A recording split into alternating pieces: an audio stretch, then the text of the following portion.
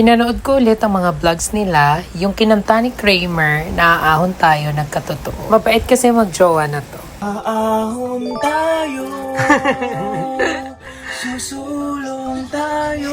Yes, tama yan, Kramer. Aahon tayo. Kaya naman, let's go and let's start this productive day. Kaya naman, habang tulog pa yung ating mga campers, eto, nagba-vlogging career na ang lola niyo. Kasi magagalit na naman kayo sa akin pag wala akong bagong upload. So, ayan mga bells, umorder tayo ng extra suso. At ayaw kong i-recommend sa inyo kung saan ako bumili online. At kasi baka uminit din yung ulo ko. Ulo nyo. Ulo ko din. Uminit ulo ko dito. Kasi in-order ko malaking flower vase. Kasi nga, i-decorate, i-design natin dito sa ating cafe. So, yung dumating, akala mo silicone gel. Nakakaloka. So, may naisip ako para bumagay dito, itong lilies flower na lang.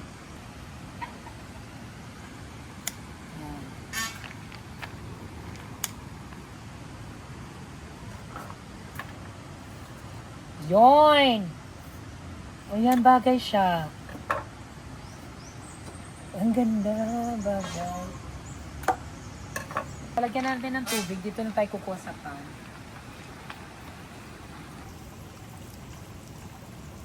Ayan. Feeling ko dito to babagay. Ayan. Kasi dito na side na to, pag malakas yung hangin, lagi itong natutumba. So, palitan na lang natin. Ayan, ganda. Gusto ko mag-add dito ng another project. Comment below kung saan ba nakakabili yung parang umiikot-ikot na ano, yung parang gagawa ka ng vase na gamit yung clay.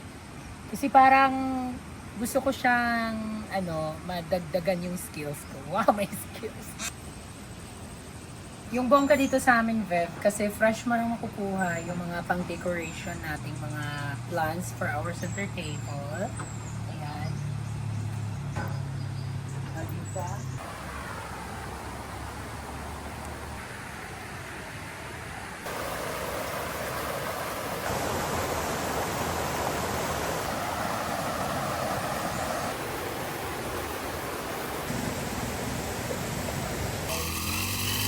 Ipinatawag ko nga pala yung anak-anakan ko si Dudo para linisin niya yung ating kapaligiran dito sa The Island Nature Spring. Siya kasi yung expert pagdating sa mga halaman. Ipinasa ko na sa kanya yung corona, ang pagiging hardinera ko. Habang napibisi ako, siya na munang bahala. Oops, another maintenance day. Nasira yung hagdan ng ating mga nipa. Kaya to the rescue si Leo para ayusin na agad ito. Medyo dumog na rin kasi ang kahoy, kaya bumigay kasi meron kagabing ng lavan siya. Eman lang.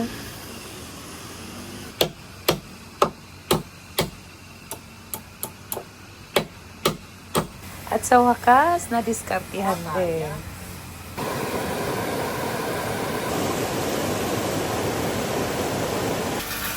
Pinalitan ko na rin pala yung mga live plants. Live? Tama ba? Live? Ano ba? Yung mga buhay nating halaman dito sa ating comfort room. Kaya para magbigay, para mas bulol ka girl, para mas lalong magbigay ito ng aliwalas ng lugar.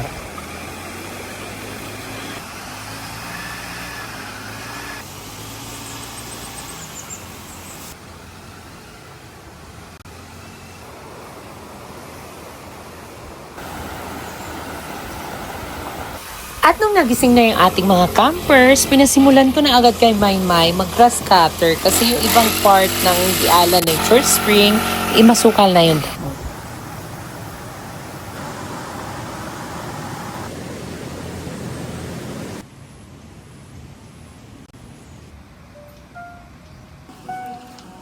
So ayan mga bebs, dumating na yung ating mga pillows and pillowcase.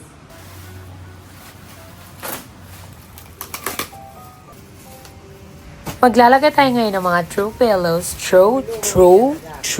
Ano ba? Dito sa ating dining. Kasi para mas lalong mag-add ito ng aestheticness. Techniques. Ano ba? So, yung napili kong color is medyo orange-orange. concept ng Okada. Inawas siya ng Okada kasi I see pata. The orange concept nila, ang ganda. It reminds me, wow.